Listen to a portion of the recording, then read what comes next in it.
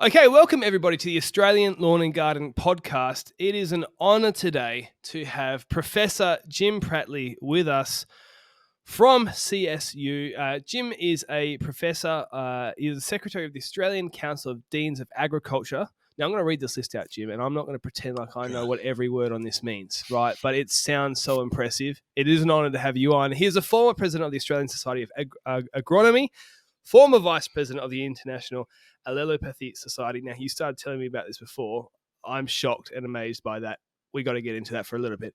He has served on the boards of the Cooperative Research Centres for Viticulture, Sustainable Rice Production, Weed Management Systems, very relevant to what we're talking about today, and Plant-Based Management of Dryland Salinity.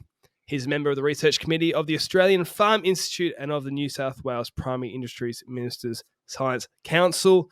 In other words, he is way out of my league, and I'm greatly honoured to have you on the podcast to talk about something that we need some brains on. Jim, thank you so much for coming on. You're very welcome, Luke. I hope I can provide some useful information for your listeners. Before we get into the glyphosate conversation, I was doing some research on you, and it said Alamopathy. And I was like, what is that? And you started talking to me about that before. And I'm shocked that I've been in the industry for like 15 years at gardening, and I have no idea about this. Tell me about Alamopathy. Well, allelopathy is part of the defense mechanism of plants. And so most plants have some capability in this regard, and it involves them trying to control the competition that they experience in the field or in the garden, whereby they produce a cocktail of chemicals and they exude them out through their roots, or in some cases they will put them out through volatilizing through the leaves, and that gives it insect control. So it's quite common, and it allows the plants who are best adapted to that particular environment to thrive by minimizing the capability of other plants to survive and thrive in that particular environment. So it's quite common. All species have capability in that regard. Some are much better than others, and there's a lot of varietal and biotype variation in terms of that capability. So what that means is basically these plants are putting out their own herbicide to stop competition from crowding them up. That's right. That's crazy. I call them self-weeding varieties. I've never heard of that, but you said it's really common, and lots of plants are doing that, right? Yeah, and it's being incorporated into breeding programs, not to the extent that I'd like to see, but there are allelopathic varieties in China. There are allelopathic capability being bred into rice varieties in the US. We have chemicals or herbicides that have been generated on the basis of the allelopathy that they come from in plants. So it's there. It's just that, and I can go into the politics if you like, Pat. Chemical companies don't like it, and plant breeders don't like it because it cuts across their business plans, which are to get the most out of herbicides. And that's fascinating. So you could control, or you're trying to essentially control weeds through modifying or breeding, you said, but essentially breeding out plants that have more of this natural herbicide they release, to use my own layman's understanding. Yeah. And so if you can get a better variety of that, there's less weed spray needed. And then going forward, less labor, you could probably produce cheaper crops. I mean, that's a really smart idea.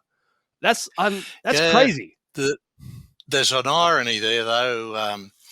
All the plant breeding that's done is done under weed-free conditions, by and large. Yeah, and so there is a natural selection away from allelopathy by doing that, because the plants that they're breeding never get exposed to weeds until they get out into the field.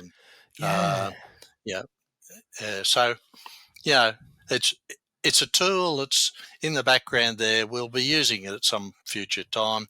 At the moment, it's really hard to sell the concept to those that need to buy it. Gee, that's like, I mean, I'm fascinated that exists, and that's really cool. And now I'm like, man, like imagine if everybody bred that way. Like we had a couple of episodes ago, we had Joe Rogers, who is from Lawn Solutions Australia, who is one of the people responsible for bringing in new lawn varieties to the country, testing them out over years and years and years before they put them out to market. And I wonder if you could do that with a lawn. Like, I mean, I'm sure, but they'd be the same condition, wouldn't they? They'd be spraying it with pre-emergent and post-emergent herbicides and all that sort of stuff while they're doing their trials. But I wonder if that's possible to have a lawn that had that, and then you never got a weed in it. Anyways. No, you won't get a never, because the allelopathy tends to be specific to particular species or varieties. So to get the broad spectrum effect will be difficult, although we did have one canola variety that gave us a glyphosate effect. So that's a link here. Yeah. So, wow. But that, and it was a commercial variety, but the concept wasn't marketable to the chemical companies. Well, canola, not to jump too far ahead, but canola is that the most common GMO product for glyphosate use in Australia? No. So in Australia, because it's very common. I'm in WA. It's very common in WA. Yeah. I don't. Yeah, sure. It's a very well, canola's a $6 billion industry, so I'd have to say yes. But it's also a fundamental component of cotton as well. So we only have two commercial GM crops in Australia, and it's canola and cotton. Right. Yeah, and I know this because it's quite funny. So we talked about this before. I'll say this briefly. My dad actually is a scientist, and he was a scientist in agriculture for the CSIRO, a research scientist, finished off, I think, more than 10 years ago. So he's a bit out of the loop. And one of the things I remember, I heard about people talking about glyphosate in wheat, and people were concerned about glyphosate in wheat. And I talked to my dad about that, and he was like, no one uses glyphosate on wheat in Australia. That's an American thing. And there was this Australian group talking about a study or something that had found trace elements of glyphosate in bread products or something like that. So yeah, it's interesting. Well, I mean, you don't even eat cotton unless you're doing something wrong. And then canola is, I wouldn't say it's a staple part of everybody's diet, unless I guess it's canola oils. I mean, I'm not in nutrition, but so yeah, we've got less than America by the sounds of it when it comes to GMO stuff. Is that right? Yeah, well, the big crop is soybeans, and we don't grow GM soybeans in Australia. The other crop is corn. We don't grow GM corn in Australia either. Yeah. And interestingly, wheat GM was proposed at one stage, and the Canadian farmers in particular voted it down. Okay. I mean, Canadians living here or literally? No. In the Canada Parliament or something? They didn't. Yeah, the farmers themselves. Okay. They said they did not want another GM crop based on glyphosate, and there's a reason for that. And in America, the most common rotation is soybeans and corn, and they do that intensively, and so they've got a massive build-up of resistance to glyphosate because there's no break crop to use other chemicals on. Okay. Can I just be a bit of a translator there? So a rotation would be that one grows at a certain time of the year and then the other grows on the opposite time of the year. And so you switch between the two. Is that right? No, it's not quite right. Okay. It's because soybean and corn both grow in the same season. Same climates? And yeah. so Season, okay. season, and so you would grow soybeans this year and corn next year, and then Okay. soybeans the year after. So it's a rotation. In Australia, we only have one crop that's glyphosate GM in our rotation. We grow crops in a rotation for a whole range of reasons, one of which is disease control. Right. And so if you grow wheat on wheat on wheat on wheat, Yep. then you'll build up wheat diseases. So we tend to grow wheat and canola and quite often a grain legume and perhaps barley as well. Yep. In a rotation. Yep. And so we have these disease break crops, depending on which way you look at it. So the cereal breaks the broadleaf crop weed problem, disease problem, and the broadleaves control disease problem for cereals. So we do that rotation as a matter of course, and it's a pretty sustainable system. And we only have canola as having the GM capability and Roundup Ready. And so over in America, where they've got the soybean and corn, and they're doing 1 year on of one and then the other, they're spraying it every single time, or the majority of the times, I don't know, with the same chemical, which has the same mode of action, which means that weeds can build up resistance. And I know that people who are listening to this, they will be aware that fleabane has a resistance to glyphosate, and that is something that we struggle with in gardening. Obviously, would be a completely different issue in the farming and agriculture. But I think people understand that if you're using the same chemical over and over again, just like with antibiotics or anything like that, it does build up a resistance. So we're better than that. America, you can get stuff. We're better than you. Well, we've got a better farming system than they have.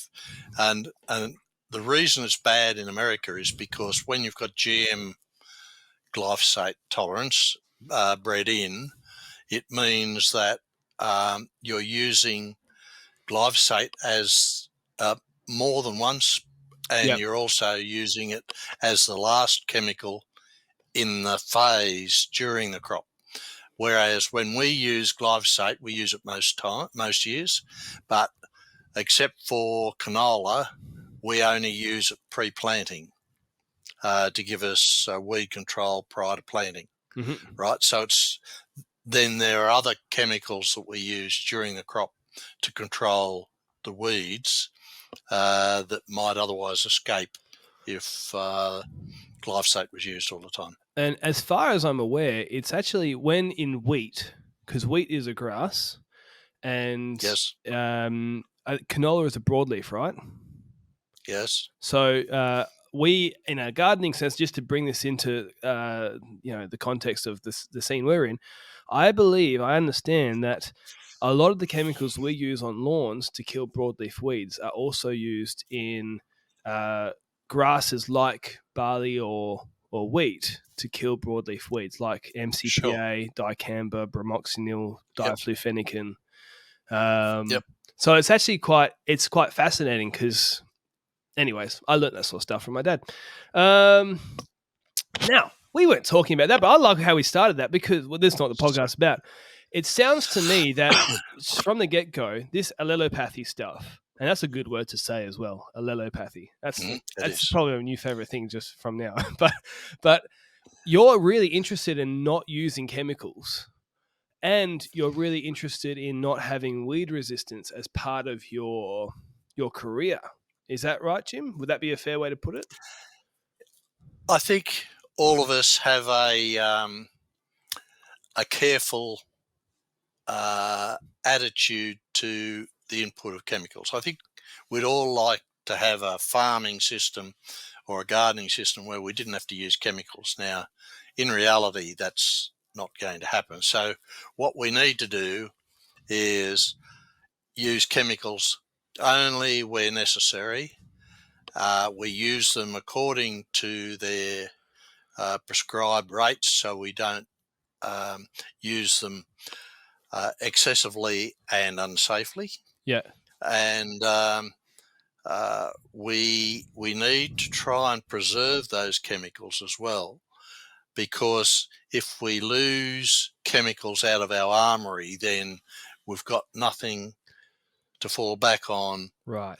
to control weeds, except to get out the old ploughs again and destroy the soil structure, which we successfully did up until the 1970s.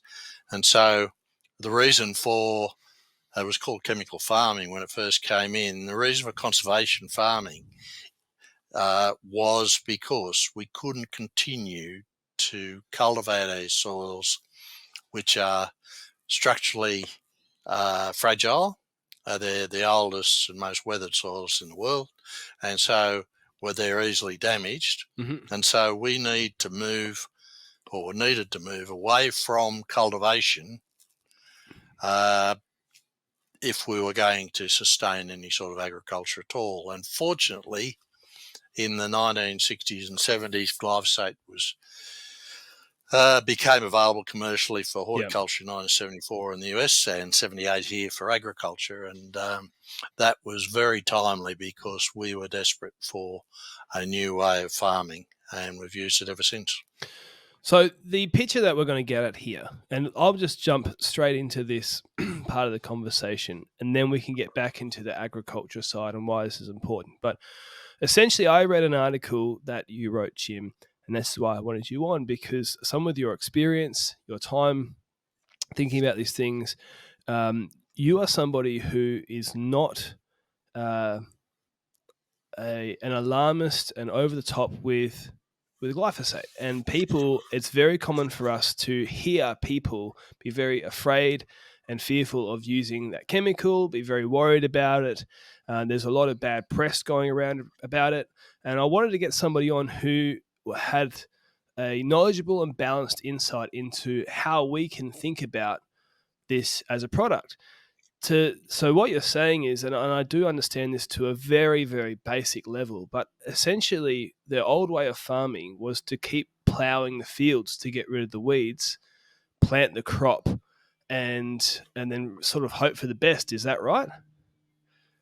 Yeah, pretty much. And even the early chemicals for weed control were what we call pre-emergent incorporated herbicides. So you actually trifluoride and trialate and those things, and you spray them on before sowing, but you then had to mix them in the soil. So you weren't saving any cultivation. In fact, you were making it worse by fining the soils down even further and creating soil crusts and all sorts of things. So we needed to get away from cultivation. That was the be all and end all of it, because cultivation was doing us in. And what was the specific problem that cultivation was causing to the soil that using a chemical fixed? By cultivating soil, you predisposed it to erosion. And we had massive erosion in the 1960s and 70s. And even before that, back in the 1930s, when a drought came, fences and roads and railway lines got buried on a daily basis through wind erosion. Oh, right. Yeah, of course. Yeah. So that was unsustainable. And then during the wet years, we got massive soil erosion on any slope that you were trying to control. And so, we had to look for something else. And there were options that helped control it. And one was the retention of crop stubbles from year to year, so that you left the stubbles there to provide cover on the soil, and then you went in and sowed. And there were technological developments like blade ploughs that sort of came in and they just skimmed underneath the surface of the soil without sort of disturbing it, as gently as breaking possible. off the roots.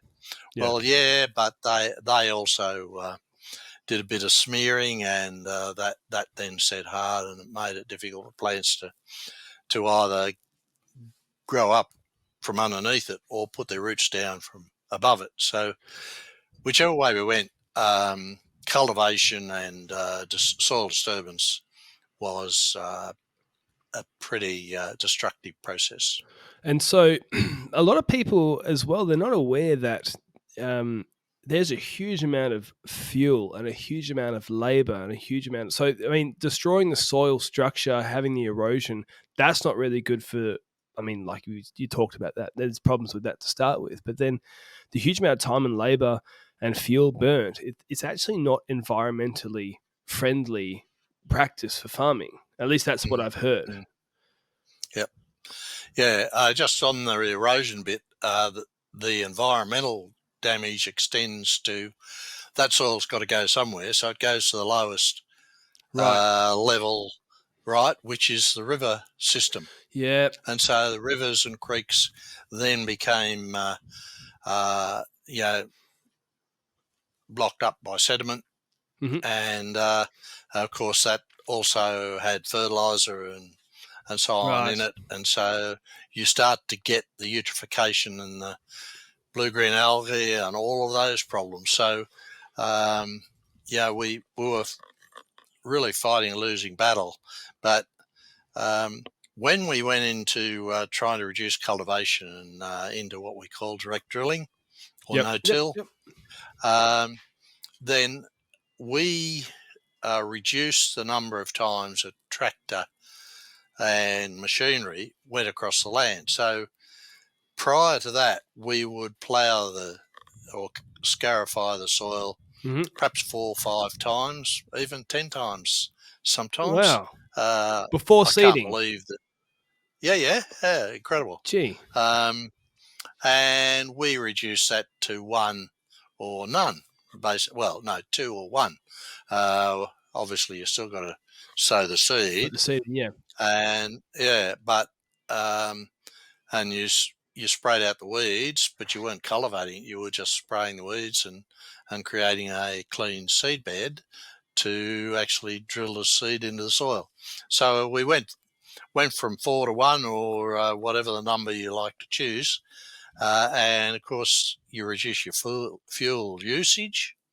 And if you reduce your fuel usage, then obviously you're reducing your carbon output, and you're reducing your costs enormously. And so the bigger, broader picture, and I think you've summed it up really as well as what we can have for this podcast, is essentially moving from a more heavily cultivated to what I've heard of as no-till farming, which involves using glyphosate, has actually overall a very large environmental benefit through the lack of soil erosion. You're not getting the fertilizers getting to the streams and affecting everything that goes downstream, and you are not having a huge amount of carbon being wasted. So it's a very interesting thing. So if it's funny because you would find that the people who are quite against glyphosate would consider themselves quite environmentally conscious, I should say. And so, I mean, we will talk about LD50, APVMA schedules, and the actual risk to humans. But if we just stay on the risk to the environment, like, where do you think, like, how do you consider glyphosate a risk to the environment? And for those who do, where do you think that's coming from, considering the benefits of the no-till farming that you're describing? Yeah, well, there are people out there that will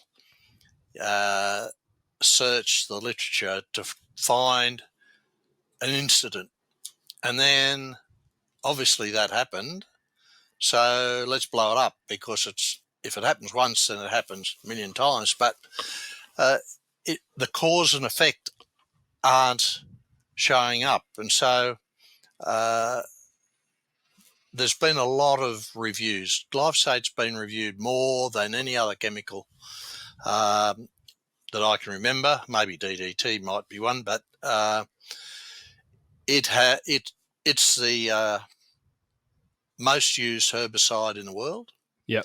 Has been for a long time, So it's used everywhere.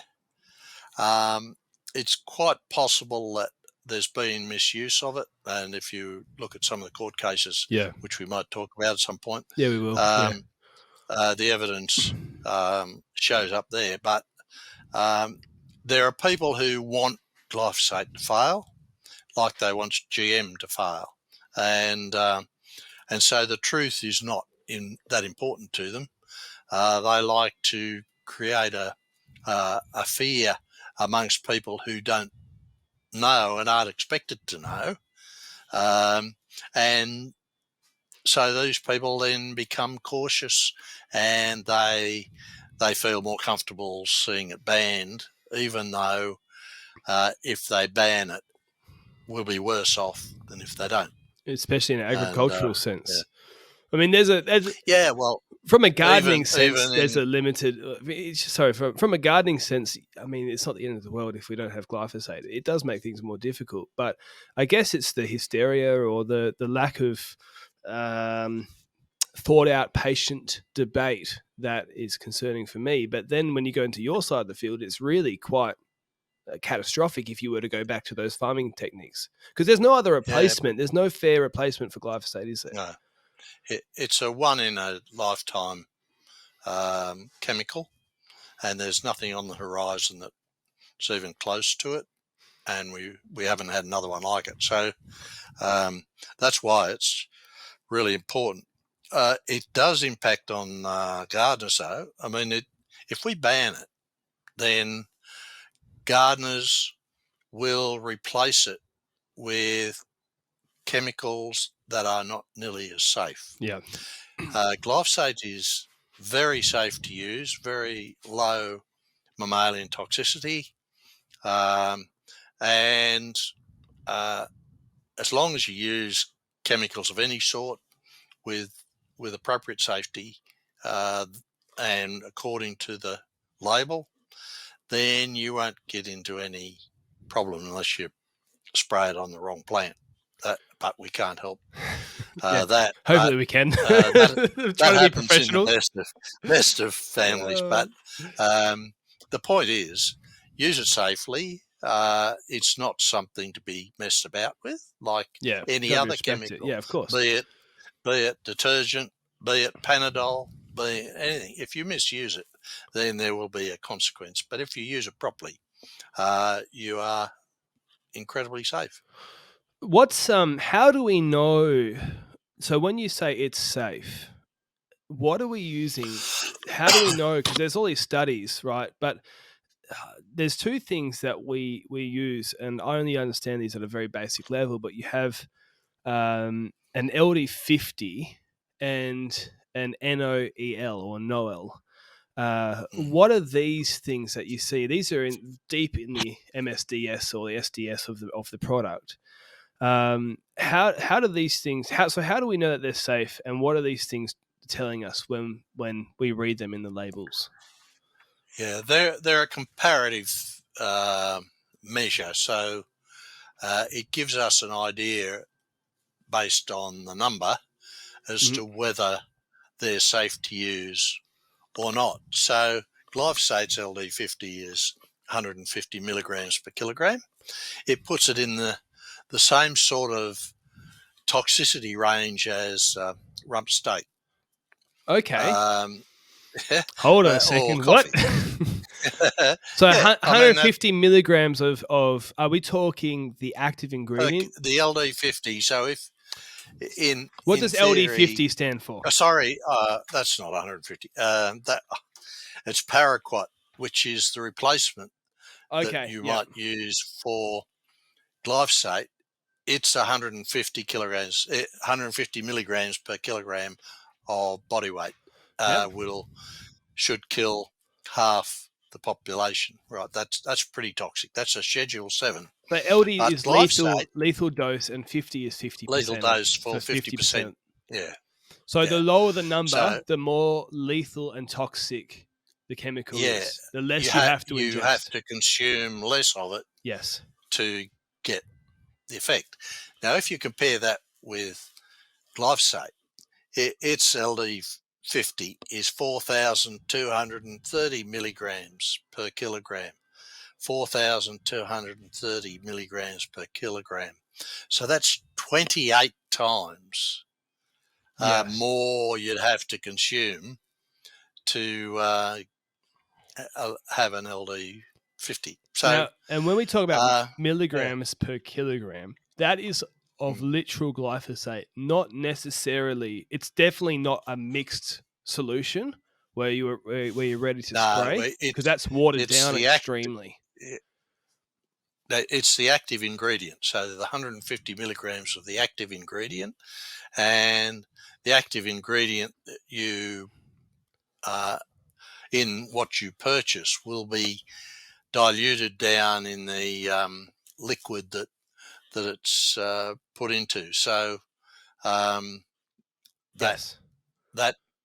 means that you would have to consume enormous quantities of it, and that's not unreal. That is unrealistic to think that people would do that without really wanting to. Well, I did the maths on this a couple of years ago, and this is off the top of my head. At the time, I was about 90 kilograms, and I worked out that I would have to drink of the most concentrated variety of glyphosate. It was about 600 or 700 mil to hit the LD50. But once that was mixed, I believe it was about 120 liters of mix. And so it was a huge amount of, it's just a huge amount of water. You couldn't accidentally do that. And it's just not a realistic. Whereas with, like you'll say with paraquat, so just to reiterate, so you had 4,900, and I've just Googled this as well. So what I'm getting in front of me on Google is glyphosate is 4,900 milligrams per kilogram of body weight. So the bigger you are, the more it is. And they've put paraquat as 100, which is even less than what you said, because you said it was 150. And so, I mean, you're being generous. But it's, so yeah, almost 50 times by this thing I found on the internet. I don't know how accurate that one is, but so that's, and it's put table salt as 3,000. So that's a lower number. So you could have less table salt to, I mean, we all know that if you have enough salt, you will kill yourself. But, no one's worried about that. I mean, I'm not saying that you can eat glyphosate like you could eat table salt. It's, like you said before, you've got to have your safety stuff and be respectful of it. But these are not biased studies, or are they? They're not funded by the actual companies. No, they're the official data, and they'll vary a little bit. But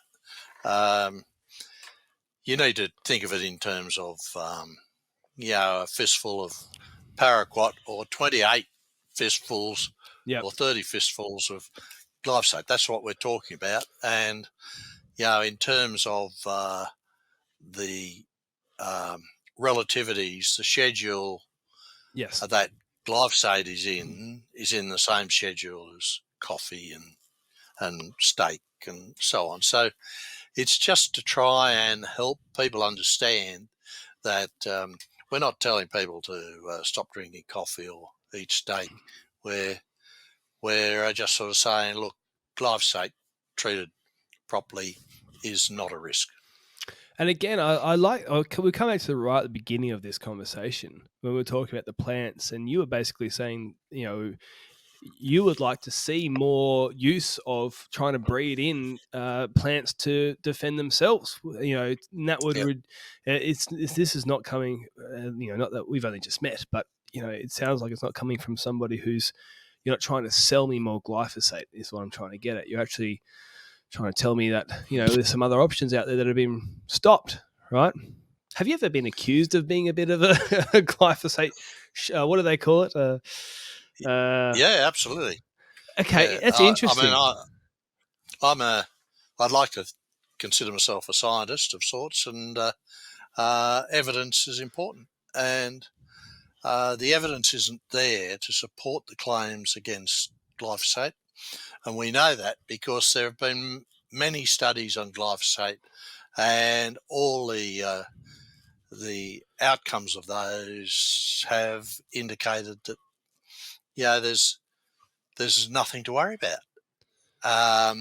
That doesn't stop the people who have vested interests in trying to destroy multinationals and those people who produce these things to use whatever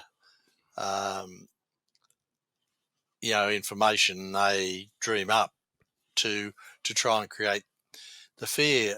But I always think about the fact that glyphosate's been around for 50 years. Yep. And if it was that dangerous, then we'd have an epidemic on our hands of people who have succumbed to glyphosate poisoning. We don't have that. We've never had that. And yet the amount of glyphosate used around the world, both on farm and in gardens, is astronomical. So I don't think people should be worried at all. Just use it properly. Yeah, and look, I've this is one of the things I've been getting at in my conversations with lots of different people is these court cases that come up. And as far as I'm aware, what happens with some of the bigger ones, there was ones that were sort of crazy high numbers and then were reduced later on. But obviously at the beginning, the news was this huge number was awarded. And then later on review, there was either something wrong with the jury or something like that. Not that I'm up to date fully on these, but often the case, I believe one of the most famous ones was a hose that broke and someone who was spraying in America was like 150 gallons a day for a long period of time. And then a hose broke and things like that. And so it's a different scenario there. And even in that case, there is debate around, that court case specifically, but I find it interesting that it is the most used chemical by a factor of 10 or even more, and it's still a debate after 50 years. That would say something at least to, like what you're saying, that isn't as dangerous as some people would make it out to be, Yeah, it's that court case is a really important one in the sense that it showed up the imperfect justice system in the United States, basically. I don't think that could have happened in Australia because okay, tell me this. It became a popularity vote amongst the jury, regardless of the evidence. Now, the evidence, I think we all saw the images of that dark-skinned guy had blisters on his arms and that sort of thing, right? Terrible situation. I think we all probably sympathised with his condition. I looked at the data, and he worked in a school, and the school's area was, I don't know, an acre or 3 acres. I don't know what it was, but it was a relatively small landmass. And to use the amount of chemical that he said he used on a daily basis was astronomical. It couldn't possibly be right, because you couldn't use that much chemical to do what he was doing. Otherwise, you would have total destruction of any vegetation at all. And that wasn't the case. It was a well-manicured school. And yet the emotional thing was played up by the lawyers who were in it to win it, because that's how they get paid. So that was paid on a winner-take-all basis. And of course, Bayer, who had taken over glyphosate production from Monsanto, was stuck with this thing, and they eventually settled out of court for payment, not admitting guilt, but just to stop because once they got rid of that one, there was another case and another case, and there was something like I don't know, the number 500 sticks in my mind, 500 cases. Well, there's no way knowing that they could have withstood all of that, going through individual court cases. So they put pot of money on the table and said, well, Yeah. this is our way of trying to stop this. It wasn't an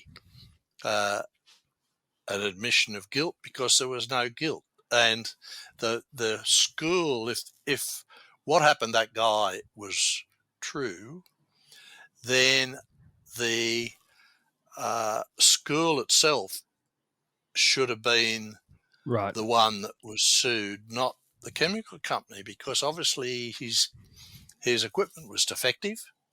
That had nothing to do with Bayer or Monsanto. Yeah. They didn't buy that piece of equipment. They didn't maintain that piece of equipment. They couldn't be expected to. And so if he got drenched with glyphosate, then that was a function of how it was used, not the chemical itself. But, Monsanto, glyphosate was blamed for everything. Yeah. And so if someone has a heart attack using glyphosate, that's not a reason for saying that glyphosate causes heart attacks. These things happen, and they would have happened whether glyphosate was there or not. So there has to be strong evidence to suggest that the chemical is the cause for the outcome. Otherwise, we can't continue to work in an environment where every Tom, Dick and Harry blames whatever they're doing for whatever outcome is happening at the time. I wonder so the condition that he had was non-Hodgkins lymphoma, if I'm not mistaken. And that was part of it. Yeah, but he had blisters all over him as well. That's not. I find that, and the thing I feel is and this is purely just my personal opinion, and obviously no expert on this subject, but you would think, again, back to pure statistics, if there's 500 cases, it sounds like a lot, but considering how would you put it? Considering how much use the herbicide has, so let's give the devil its due and say, of course, yes, this wouldn't be the case, but you would say, hypothetically, let's give them all and say that it was all caused by glyphosate. Not that I believe that. Let's just say that for the argument's sake. Well, 500 people out of how many people are using it on a worldwide basis for 50 years? As percentage, that's a very low percentage, but also how many people are using it and not following the recommendations, and how many people. So then it does come down to that as well. So, and then you would have, everybody's different, and I myself, I have an autoimmune disease, which, is just a unique little thing that each person has and things like that. So I'm sure that there are some people, and again, I'm speaking out of school here, but just personal opinion, I'm sure there's some people out there who would have more of a, what would you call it? A sensitivity to certain things out there. Perhaps, I think, I think we all have allergies, and we get rashes from exposure to things. I get my fair share of those, but they're not necessarily linked to chemicals. They can just be linked to plants. For example, hay fever is a pollen issue, so it's got nothing to do with the chemicals that are used on the plant. In case of non-Hodgkins lymphoma, there were several studies that looked at the connection between glyphosate and the incidence, and they could not find one. So this is interesting, because this is usually, I was going to push back on this and say that the argument I usually hear from the other side is that and as far as I'm aware, this is true, that there is a higher rate of non-Hodgkin's lymphoma in the farming community when compared to an average population size. Is that accurate, or is that some more misinformation or something that I've only heard from one side of the story there? I'm not aware of that statistic, but even if there were, how do we know it's linked to glyphosate? Well, that's what I was going to say. So I mean, let's say it could be from breathing, say, excess dust or diesel fumes, or it could diesel, be, or whatever.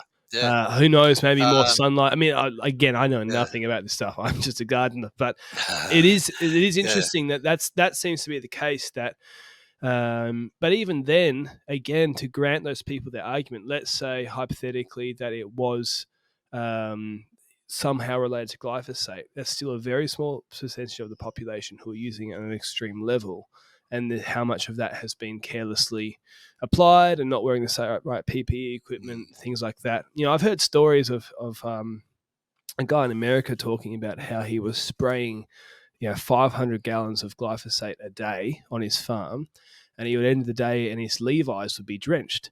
And I was thinking, why are you Yeah. wearing Levi's spraying? Yeah. Well. Like, you should be Yeah. wearing waterproof or proper spray pants. Like, and we know this. Yeah. That's what to get Yeah. our license to spray.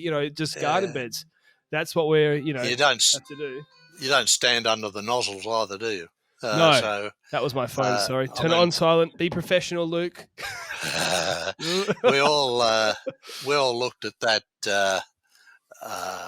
report and thought, how the hell could you go home every day with, saturated in the chemical? So someone needs to teach him a bit more about safe use of chemicals and that sort of thing, or his equipment just isn't up to speed. So.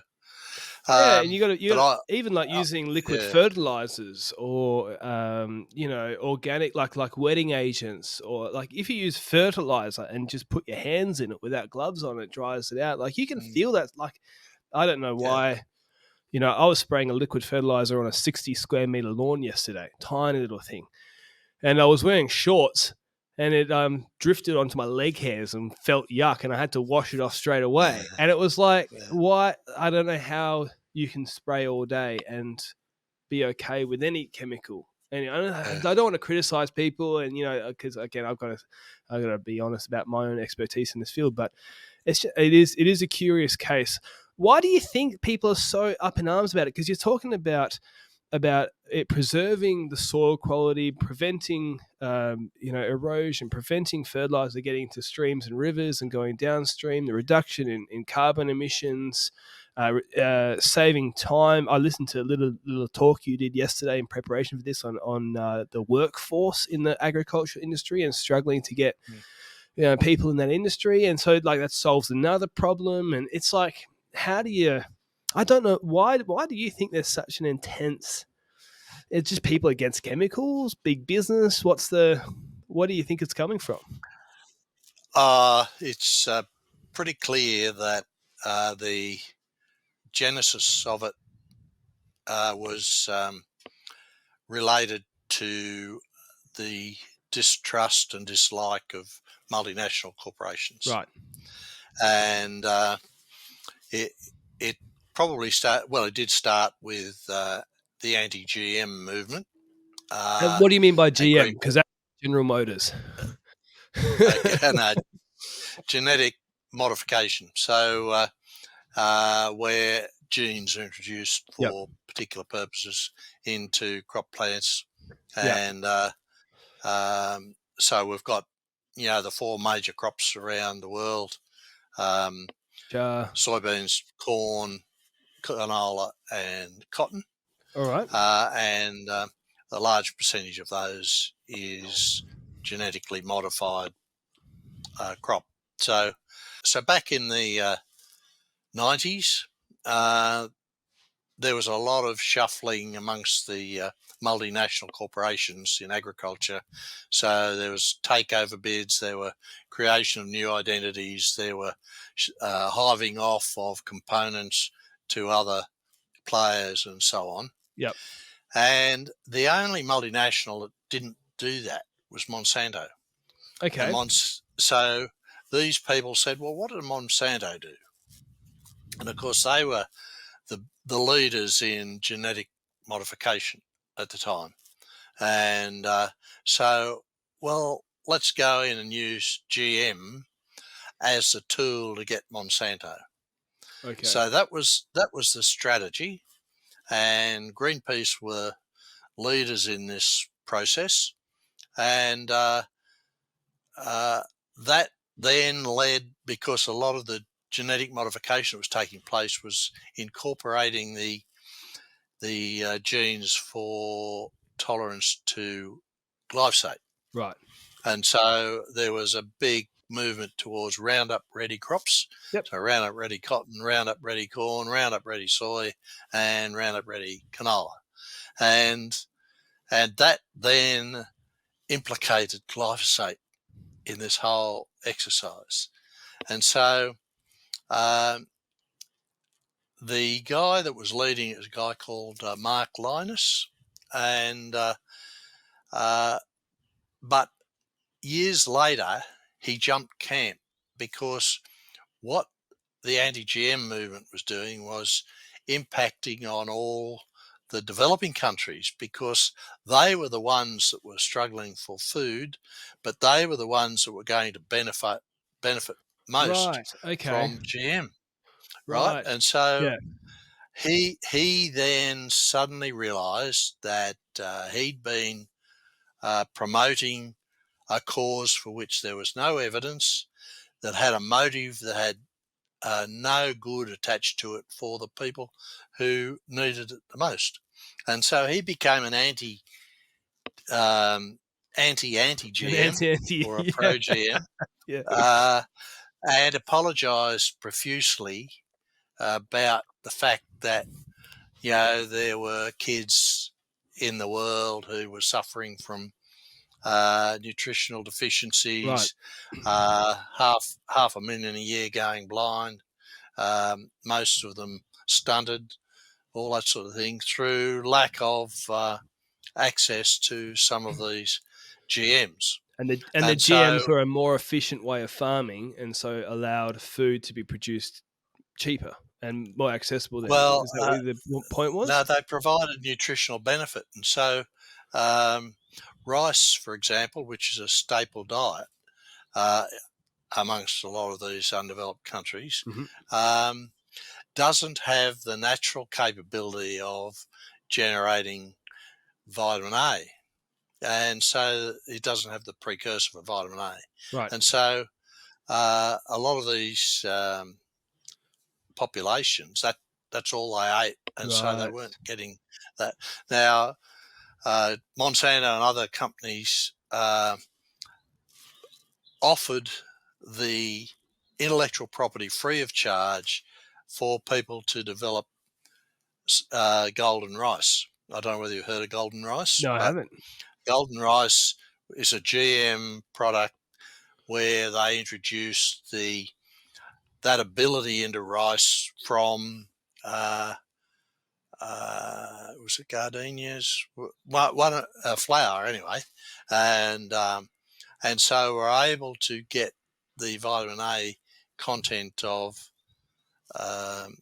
rice up to a satisfactory level, and of course over the years that's been improved.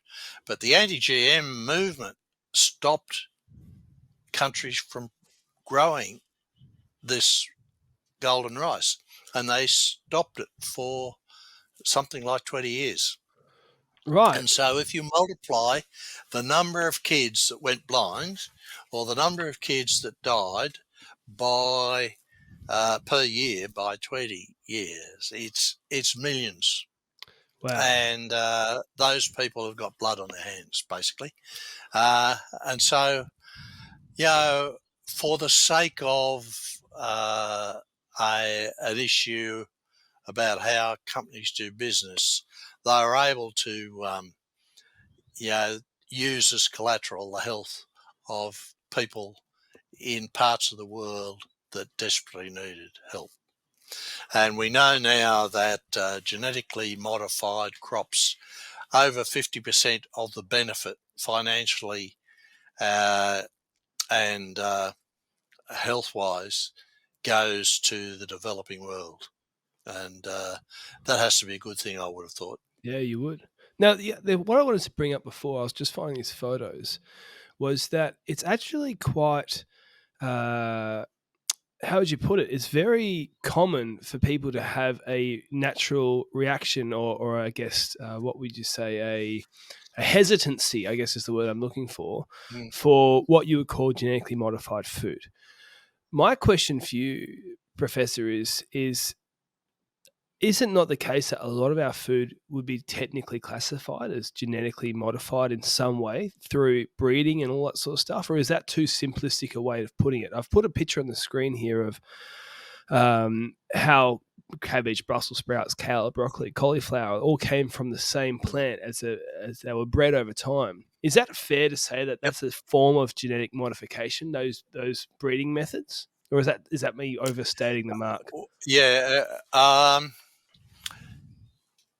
It sort of doesn't quite fit the GM definition in the sense that all of those have happened naturally.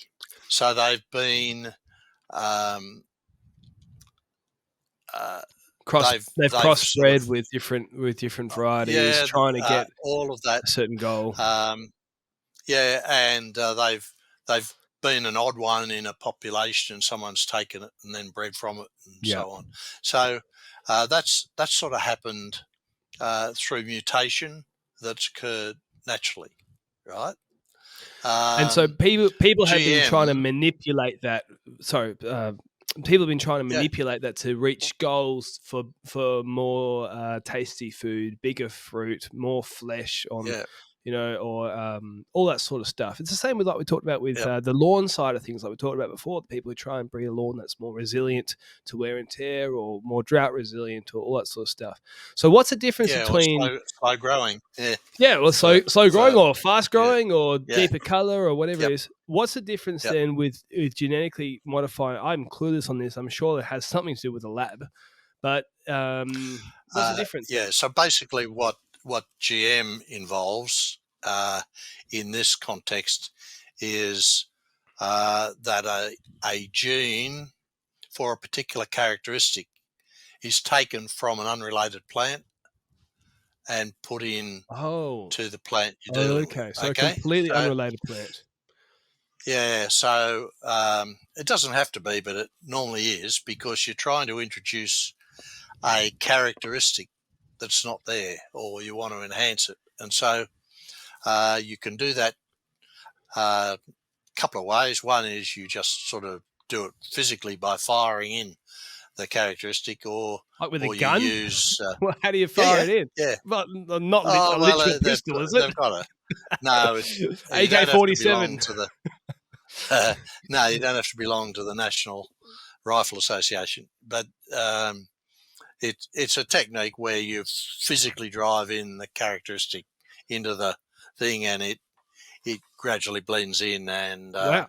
in a proportion of plants, and then you've got the breeding to enhance that.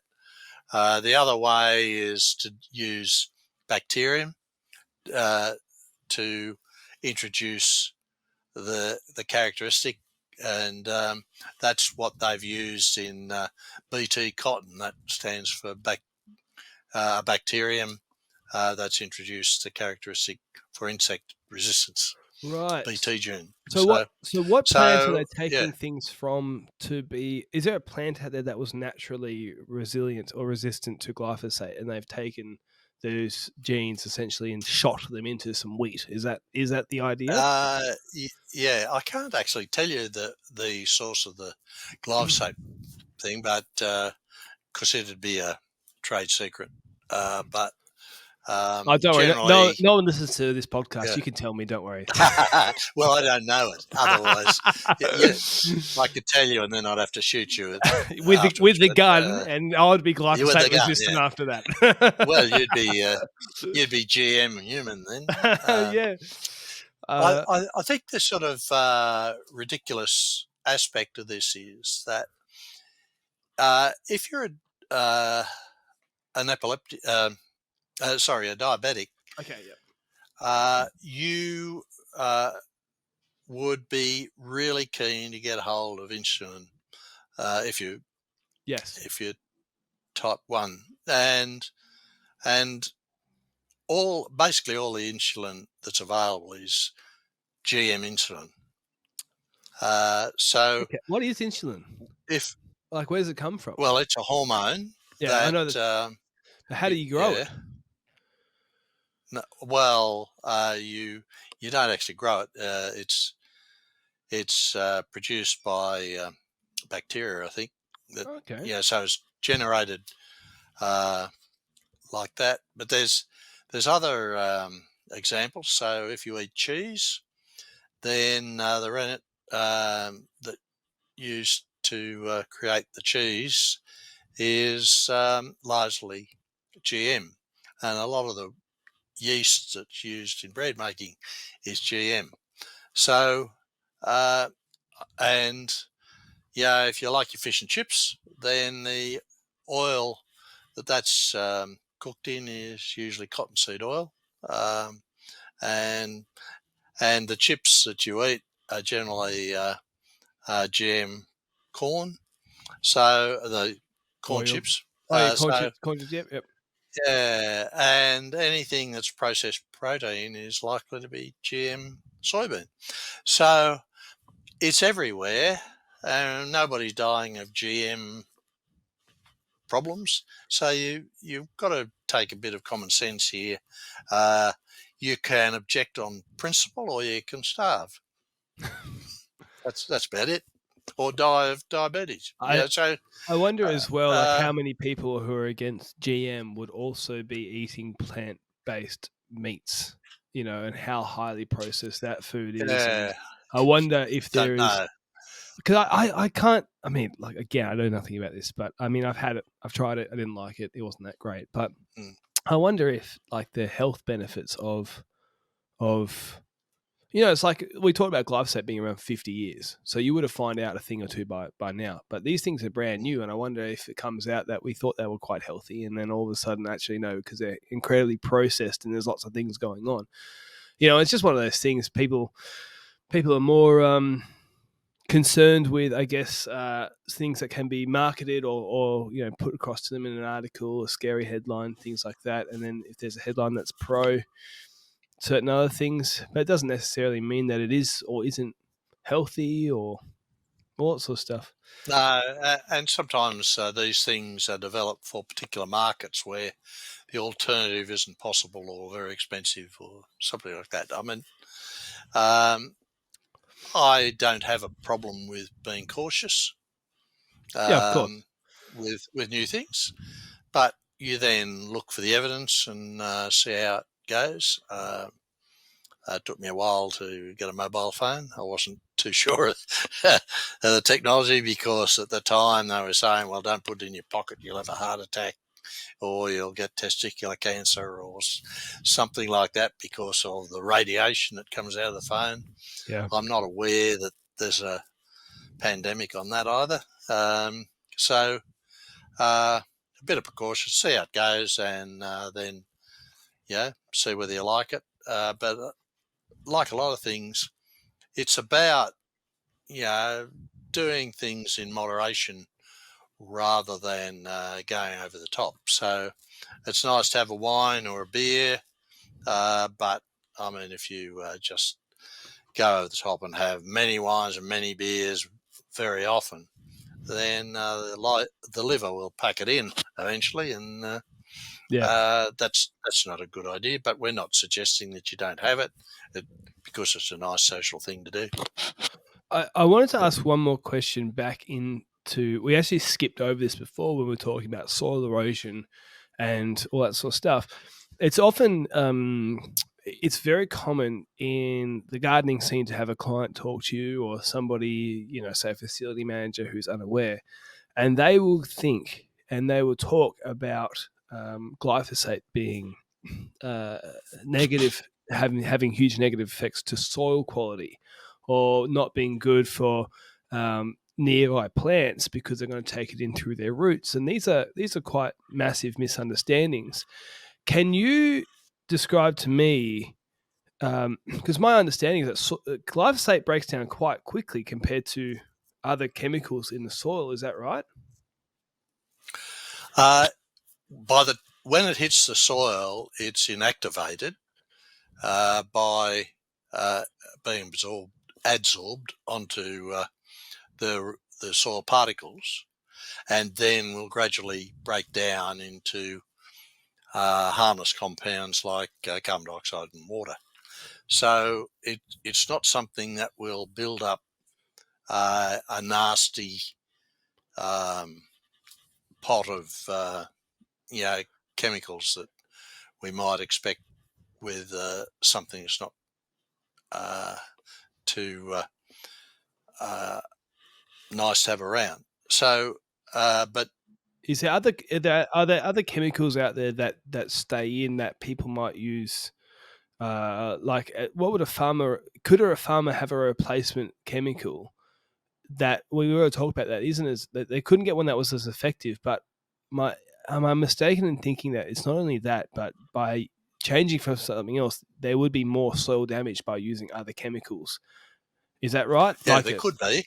Yeah, there could be. A lot of some of the chemicals are deliberately slow release, so they will be there for a long time. So you wouldn't want to use those in a horticultural situation, because once they are there, then you either have to replace the soil or you just have to bide your time or look for something that's tolerant of it. Yep. With glyphosate, you won't get carryover. We've seen a little bit of carryover where plants have been killed and glyphosate's hung around in the plant, but most plants break down pretty quickly, and so that won't happen. But other herbicides can carry through in plants too, in stubbles and that, but we haven't seen that with glyphosate. So by and large, I don't think you need to worry. Once it's in the soil, it becomes inactive, so and then gradually breaks down. What are your thoughts on using glyphosate continuously, though, into the long term with weed resistance and all that sort of stuff? Do we need to make not me and you? I'm useless on this side of things, but do people need to invent another option to glyphosate anyway? Or can we keep using that without much resistance? Is there worries about that? Yeah, there are. Agriculture is worried about that, and there've been various sort of papers written on what agriculture would be like without glyphosate. So it is possible, but it's much more expensive, and the productivity will be lower. And so,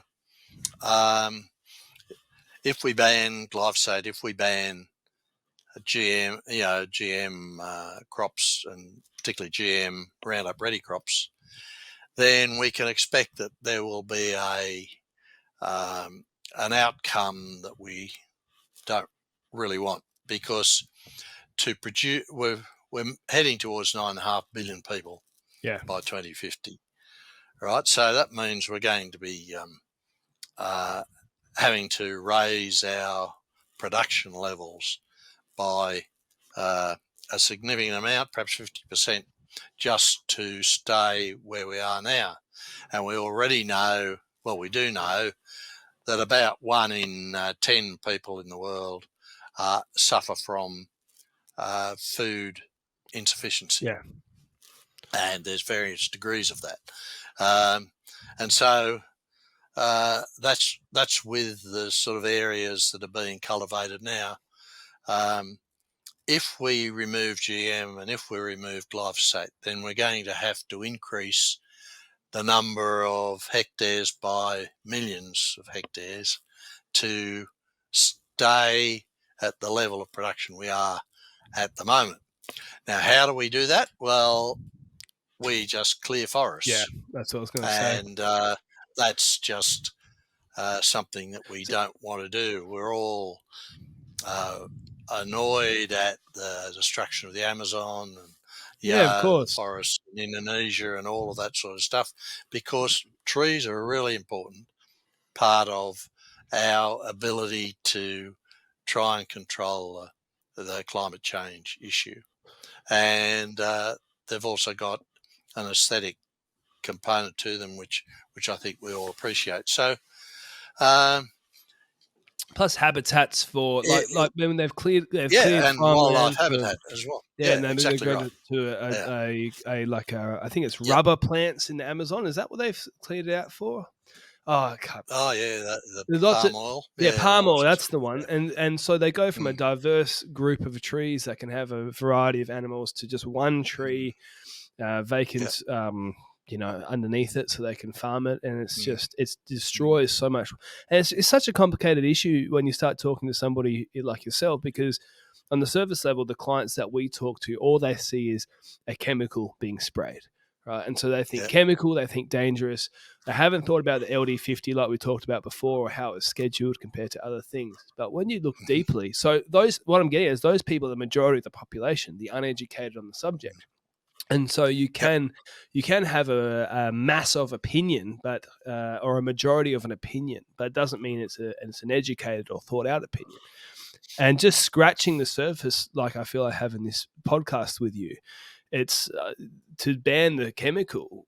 I mean, if that resulted in clearing out masses of land to compensate for the lack of production, like that can't. Yeah, I don't think people are aware of that, and maybe that's why a lot of the strong opinions are there. Just a lack of ignorance, I guess. Yeah. Or they've got an agenda that they're following that's got nothing to do with evidence, basically. Well, I think the people that I deal with have no agenda, because they're just mum and dads at home. Or I know, they read something. It's the person who wrote the article who Yep. might have the agenda, but it's just Yep. a funny thing in the world that I live in, which is just talking to random people about their lawns and gardens. The concern they have, if you were to bring up, hey, to replace this chemical on an agricultural front would mean soil erosion, fertilizer in rivers. It would mean clearing of rainforests to produce more for, and you talked about golden rice, and there's a lot more that goes on to this than just, we're spraying a chemical here, Yeah. And I think the other point to make in relation to that question is, if we get to the point where we can't use glyphosate, we will have to use much more chemical input to grow crops than we do now with glyphosate. And there are estimates like 8,000 tonnes of extra chemical will be 8,000. Is it 8,000? I wrote it down. 8,000 tonnes of extra chemical will have to be used to try and get an outcome that's reasonably profitable. Is this in Australia? Oh, this is worldwide. So this is replacing glyphosate. So it's not that you take away glyphosate and you take away chemicals. You actually take away glyphosate and you increase chemicals. And it's just a different one. And they're and they're less safe. They're probably the paraquats or dicamba or MCPA. Paraquats are part of it, but there's a whole range of them. None of them are safer than glyphosate. And I'm aware that they used a lot of atrazine-based products in America, and those are terrible for contaminating aquifers and waterways and things like that. Simazine is one of them that people might have. I don't think you're allowed to use it anymore. I don't know in the gardening scene, but I do know that some people might have used that listening to this podcast as a pre-emergent in fibrates and things like that. But they're the sort of chemicals you'd have to move to, right? Yeah, well, we still use simazine in our grain legume crops, for example, because it's pretty good. But again, you won't be using it on soils where it links to groundwater. And you don't want any erosion that might take it into flowing water. So it's a good chemical, but it's not one that we should be using in places where it's not desirable to use it. So, I wouldn't be using it in gardens, I don't think. No, I actually think it was recently. I've only ever used it I used it at a power plant, actually. One of the more unique jobs I did was a 32,000 volt power plant for a lithium refinery, and they turned it off for maintenance, and they were like, "Can you spray something here to stop us from having weeds?" And I was like, "Well, here we go. We'll give this one a crack." Well, I guess you'd want it turned off before you go in there with a spray unit. Apparently, if I went in there with my metal spraying wand that I was spraying with, I would have been cooked. So, anyways, that was just interesting. So that's the only time I've ever used it personally. I do know some others have. They actually just used to sell it in Bunnings as part of a hose-on kit, which then it goes back to we talked about this before the podcast, but yeah, we have some clients who would be really concerned with glyphosate, and then they will use a bromoxynil MCPA hose-on thing for their lawn. And when we go back to LD50, which we talked about before, bromoxynil, which is quite a common lawn chemical, is a lot more dangerous than glyphosate. And they'll go out there in their thongs and their singlet and they'll hose it on with their, ready to use applicator. It's not an educated, thought out. It's the headlines. It's and no disrespect to any of the homeowners who they're just going off what they're told. They've got their lives to live. They don't have time to research this. So it's the other people you're talking about with the agenda, I guess. Yeah, I'd like to think that COVID might give us one benefit, and that is people get used to wearing masks. So when they're out there spraying in the garden, just put on a face mask to stop breathing in the chemical, and just make sure you haven't got any bare skin showing. Long sleeve shirt and long trousers. Just sort of common sense stuff. Yeah.